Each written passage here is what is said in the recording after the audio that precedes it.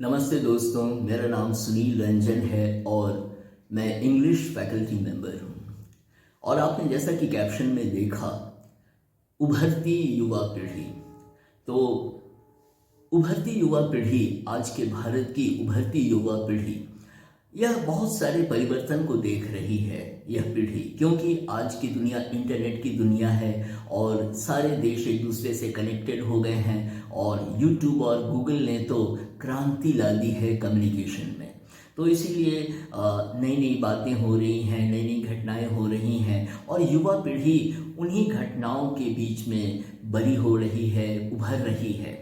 तो इसमें क्या होता है कि ग्लोबल कनेक्टिविटी जो हो चुकी है, तो बहुत सारे नए विचार भी हमारे मन में आते रहते हैं। आज की युवा पीढ़ी के मन में नए नए विचार आते रहते हैं। वह कुछ और करना चाहता है, वह कुछ अलग हटकर करना चाहता है। कितनी बार गार्जियन से डिफरेंस हो जाता है और गार्जियन जब नहीं एडजस्ट करते हैं या बच्चे गार्जियन के साथ नहीं एडजस्ट करते हैं अपने आइडियाज़ में, तो इससे एक आ जाता है जनरेशन गैप जिसको कहते हैं। तो जनरेशन गैप बड़ा ही नेचुरल होता है और इसको स्वीकार भी करना चाहिए। लेकिन अच्छे गार्जियंस जो होते हैं वो एडजस्ट करते हैं, और क्योंकि बच्चों का जो समय है और उनका जो समय रहा, इन दोनों में बहुत फासला रहा। तो इसीलिए जो अच्छे गार्जियन हैं वो समय को स्वीकार करते हैं, बदलाव को स्वीकार करते हैं। मतलब सही परिवर्तन जिसको कहते हैं पॉजिटिव चेंज को वो स्वीकार करते हैं। हाँ, नेगेटिव चेंजेस जब आते हैं सोसाइटी में तो वो नाक भौं सिकोड़ने लगते हैं कि दुनिया कैसी हो गई है, हमारे ज़माने में ऐसा था लेकिन इस ज़माने में क्या हो रहा है। तो हर ज़माने की अपनी परिभाषा होती है। किसी ज़माने में बहुत पुरानी सोच में लोग जीते थे, किसी ज़माने में लोग नई सोच में जीते हैं। लेकिन नई सोच में जीने का मतलब नग्नता बिल्कुल नहीं होती, जो आजकल बहुत सारी जगह दिखाई दे रहा है। तो यह परेशानी का सबब भी बन जाता है हमारे समाज के लिए। तो बच्चे जो हैं बड़े महत्वाकांक्षी होते हैं और जितना छोटा बच्चा है वो उतने बड़े सपने देखता है। और जैसे जैसे उम्र बढ़ती जाती है, सपनों को हम हकीकत के तराजू पे तौलना सीखते हैं। जैसे बच्चे जब बड़े हो जाते हैं तो उनका जो अनुभव लाइफ का होता है और किताबों में उन्होंने जो पढ़ा, उसके बीच में वो जब फ़र्क देखते हैं तो उस फ़र्क के साथ जब अपने को एडजस्ट करने लगते हैं, तो इसी को कहते हैं मैच्योरिटी, परिपक्वता। तो वो समय के साथ महसूस करते हैं कि जो किताबों में उसने सीखा और हकीकत के आईने में जब वह अपनी ज़िंदगी को देखता है तो उसे लगता है कि कभी कभी बहुत फ़र्क है। लेकिन जो किताबों में अच्छी बातें होती हैं वो एक आदर्श होती हैं, और हम कितना उसके करीब हैं या समाज उसके कितना करीब है, यह तो हर जगह अलग अलग रूप में दिखाई देता है। दूसरी बात है कि आज की ज़िंदगी की गति काफ़ी तेज़ हो चुकी है। इंटरनेट रेवोल्यूशन के कारण मैसेज पलक झपकते मैसेज दुनिया में किसी भी कोने में पहुंच जाता है। तो यह जो लाइफ की जो गति है, जो स्पीड है, इसको स्वीकार करना भी चाहिए। और नया जनरेशन, छोटे छोटे बच्चे जब मोबाइल ऑपरेट करते हैं तो मुझे लगता है अरे बाप रे, मैं तो बहुत पीछे हूँ, ये तो कितना कमाल करे। छोटे छोटे नन्हे मुन्ने बच्चे वो बहुत तेज़ी से मोबाइल ऑपरेट करते हैं। लेकिन खैर, उनका एक ज़माना है, वो इंटरनेट की दुनिया में उनका जन्म हुआ है या थोड़ा पहले, और तब उन्होंने ये सब चीज़ें देखी हैं और उसके टच में रहते हैं बराबर, इसलिए वो बहुत अच्छी तरह ऑपरेट भी करते हैं। तो जीवन की गति जो है वो बहुत तेज़ी से आजकल जा रही है। हर चीज़, कोई भी नई कार बनती है, पता चला कि अगले सप्ताह वो एक नया मॉडल आ गया। कोई भी चीज़ बनती है तो फिर उसका न्यू वर्जन आ जाता है। इसी से पता चलता है कि समय कितनी तेज़ी से भाग रहा है और कितना बदलाव समाज में हम देखते जा रहे हैं। दूसरी बात होती है कि एक अप्रोच जो होता है, जो न्यू जनरेशन का जो अप्रोच होता है, आप एक बार गौर करेंगे उसमें ताजगी होती है, बड़ा फ्रेश अप्रोच होता है। वह हमारी बात तुरंत नहीं मानना चाहता, बल्कि वो क्वेश्चन करता है और उसके क्वेश्चन का जवाब हमें देना चाहिए। और न्यू जनरेशन क्वेश्चन करता है तो अच्छा लगता है कि हम सही दिशा में हैं। एक क्वेश्चनिंग माइंड हमसे पूछ रहा है। तो इसीलिए ये क्वेश्चनिंग जो स्पिरिट है वह ज़िंदगी को बहुत नए आयाम देती है, ज़िंदगी को बराबर बढ़ाती रहती है। तो इसीलिए क्वेश्चनिंग स्पिरिट होना चाहिए और बच्चे जब सवाल करते हैं उनका जवाब भी देना चाहिए। तथ्यों के साथ देना चाहिए, तभी बच्चे संतुष्ट भी होते हैं और तब उनको आपके साथ बैठना भी अच्छा लगता है। तो इसीलिए हम केवल अपने विचार बच्चों पे थोप दें, यह नहीं होना चाहिए। जैसा कि मैं महसूस करता हूँ, विचारों को थोपना नहीं चाहिए, बल्कि विचारों पर बात करना चाहिए और डिस्कस करना चाहिए। और जब बच्चे बड़े होने लगते हैं तो वो हर चीज़ को रियलिटी के तराजू पर भी देखने लगते हैं कि रियलिटी में यह संभव है कि नहीं। तो ये बातें होती हैं। दूसरी बात होती है कि बच्चे पुरानी दकियानूसी बातों को नहीं मानना चाहते।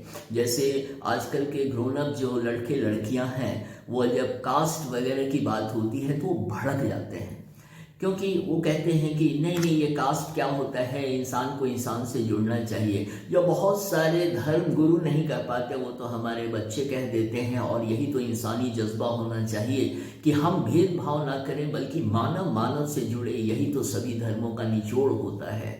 और जब ये बात नहीं होती है तो केवल धर्म ग्रंथों को पढ़ने से और उनकी आयतें या उनके श्लोकों को रटने से कुछ नहीं होता है।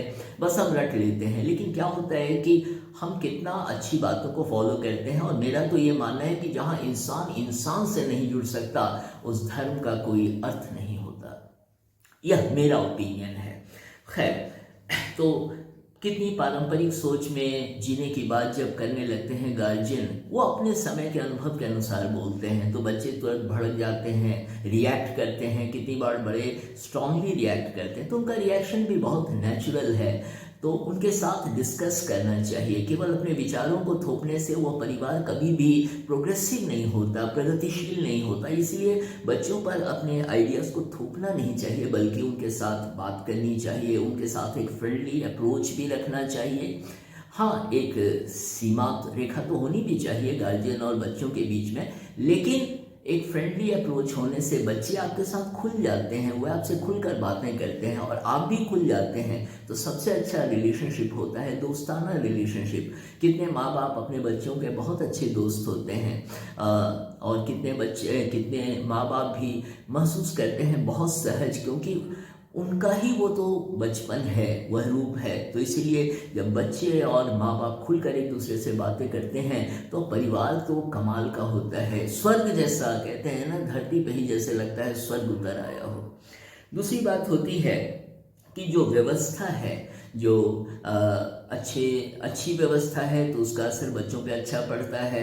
बुरी व्यवस्था है तो बच्चे क्वेश्चन करते हैं, कितनी बार भड़क जाते हैं। जैसे भारत में लोकसभा में जब हंगामा होता है और नेता लड़ने लगते हैं और कितनी बार फिजिकली एक दूसरे पर अटैक कर देते हैं, तो बच्चे सब देख रहे हैं, उनका जो माइंड है फिर बड़ा दूसरे ढंग से उसका डेवलपमेंट होने लगता है, वो बहुत बुरी तरह रिएक्ट करते हैं। अब हमारी सरकार इस दिशा में क्या करती है, हमारे बड़े बुजुर्ग क्या करते हैं, और हम अपने पे भी ले लें कि हम बच्चों को कैसे डायरेक्ट करते हैं, कैसे गाइड करते हैं, या हमारी भी जिम्मेवारी बनती है कि हम उन्हें सही रास्ता बताते रहें, उनको सही दिशा में लाते रहें, और यह हमारा फर्ज बनता है। ऐसा नहीं है कि नैतिकता दुनिया से खत्म हो चुकी है, यह नैतिकता ही है जिसके कारण दुनिया अभी तक बची हुई है। ये आदर्श अगर ना हो तो फिर जिंदगी में आगे बढ़ने पर कोई आनंद सच्चे मायनों में कभी नहीं आता है। दूसरी बात होती है कि हमारी जो संस्कृति है, भारत की संस्कृति, ब्रिटेन की संस्कृति, अमेरिका की संस्कृति, जापान की संस्कृति, ये बहुत सारी संस्कृतियां दुनिया में अलग अलग जगह पे अलग अलग संस्कृतियां हैं, लेकिन ये मानव संस्कृति जो है वह दुनिया में एक ही होती है। हमारे में सांस्कृतिक विभिन्नता हो सकती है, लेकिन हमें यह भी सीखना चाहिए कि हम सभी संस्कृतियों का सम्मान करें, और तभी हम एक दूसरे से जुड़ते हैं। जब हम किसी संस्कृति को एक्सेप्ट नहीं करते हैं तो हम वायलेंटली कितनी बार रिएक्ट कर जाते हैं, क्योंकि हमारी कंडीशनिंग हो चुकी है अपनी संस्कृति में बड़े होकर, तो हम अपने ढंग से रिएक्ट करते हैं। लेकिन जब हम बड़े होते हैं तो परिपक्वता का तो ये भी मतलब है कि हम दूसरी संस्कृतियों का भी सम्मान करें, दूसरे धर्मों का सम्मान करें, दूसरे के व्यवहारों का भी हम ख्याल रखें। तो इसलिए व्यवस्था का भी असर हमारे पर पड़ता है, लेकिन व्यवस्था किससे बनती है? हमसे और आपसे ही तो व्यवस्था बनती है। तो इसीलिए हमें व्यवस्था में थोड़ा विश्वास भी करना चाहिए कि अच्छे लोग भी हैं व्यवस्था में। हाँ, कुछ लोगों के कारण व्यवस्था थोड़ी बदनाम हो जाती है। व्यवस्था मतलब सिस्टम, जो गवर्नमेंट है, जो पावर में है स्टेट लेवल पे या सेंट्रल लेवल पे। और कितनी बार रिएक्ट भी करना चाहिए। आप रिएक्ट कैसे करेंगे? सोशल साइट्स के थ्रू कर सकते हैं, या मैगजीन्स, न्यूज़पेपर्स वगैरह में अपने ओपिनियन देते हैं। तो ये कंटिन्यूअस प्रोसेस है, ये बराबर चलता रहता है, और तभी समाज सही मायनों में आगे बढ़ता रहता है।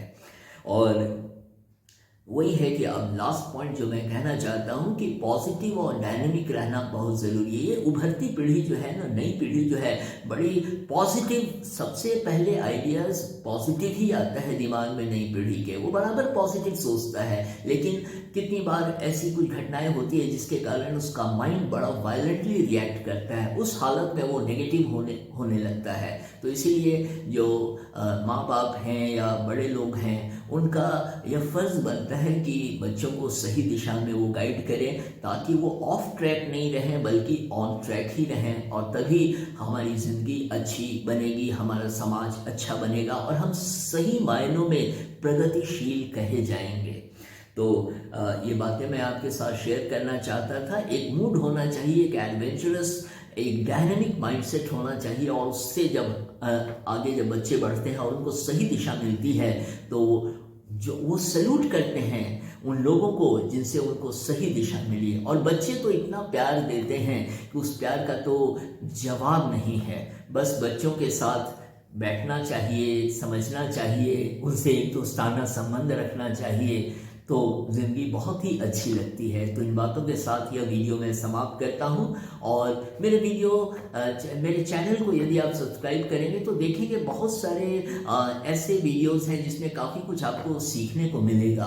और मैं तो आपसे कहूँगा कि आप कमेंट भी करें, क्योंकि आपके कमेंट से मुझे ताकत मिलती है इस मायने में कि मुझे लगता है कि कहाँ कहाँ मुझे अपने आप को अपडेट करना है, अपग्रेड करना है, और तब एक अच्छा उसका इम्पैक्ट पड़ता है मेरे पे। तो मैं और भी अच्छे वीडियोस बनाने की कोशिश में लग जाता हूँ। तो इन बातों के साथ शुक्रिया, थैंक यू।